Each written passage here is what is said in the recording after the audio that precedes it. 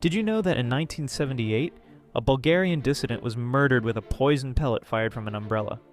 Georgy Markov was walking across Waterloo Bridge in London when he felt a sharp sting in his leg. A stranger had bumped into him, dropped his umbrella, apologized, and disappeared into the crowd. 3 days later, Markov was dead. Doctors found a tiny metal sphere in his thigh, no bigger than a pinhead. It contained Wrighton, one of the deadliest poisons known to man. The KGB had developed this weapon specifically for assassinations. The pellet was designed to dissolve in the body, leaving almost no trace. Markov wasn't their first victim. They had tested it on another Bulgarian exile in Paris just months earlier. The umbrella gun was the perfect weapon, silent, untraceable, disguised as an everyday object. The assassin was never caught. The umbrella was never found.